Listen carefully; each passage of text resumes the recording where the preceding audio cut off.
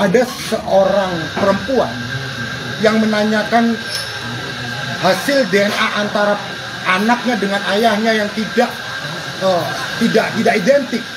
Lalu dokter menjawab begini kepada perempuan itu, jika memang ada keraguan terkait dengan hasil DNA tersebut, silakan melakukan DNA ulang. Itu artikelnya ada, saya bisa buktikan. Artinya ketika seseorang menganggap ada tes DNA yang tidak identik dan dia merasa keyakinannya tidak sesuai dengan hasil tes DNA tersebut, apakah seorang perempuan yang mempunyai hak terhadap anaknya tersebut untuk memperjuangkan hak-hak anak tersebut dilarang meminta untuk tes DNA lagi? Nah, yang kedua, apakah pernah saudari Ferni ini menyampaikan meminta tes DNA kepada siapa begitu? Dalam postingan yang disampaikan oleh Ferni, yuk kita lakukan tes DNA 2 kali, dan di situ tidak pernah disebutkan kepada siapa dan oleh siapa.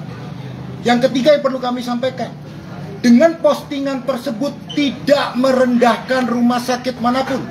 Sekali lagi, bukan berarti ada tuduhan di mana mempertanyakan apakah hasil yang pertama valid atau tidak. Dasarnya memposting itu hanya berdasarkan keyakinan seorang ibu, tanpa memojokkan siapapun, tanpa mempertanyakan hasil valid atau tidak valid.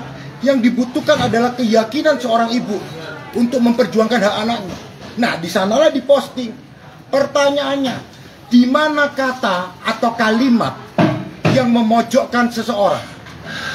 Bagi kami penasihat hukum, jelas sekali kata atau kalimat tersebut tidak memojokkan siapapun dan tidak merendahkan institusi manapun. Apakah salah seorang ibu yang sampai hari ini masih ingin memperjuangkan hak anaknya itu? Di mana salahnya?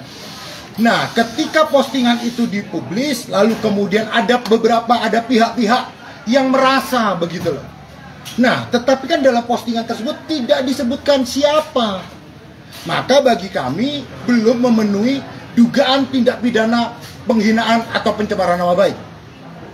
Itu poin utama. Sekali lagi kami ulangi, tidak ada dalam postingan tersebut memojokkan seseorang ataupun menuduh rumah sakit tertentu bahwa hasilnya tidak valid, ada sogok menyogok.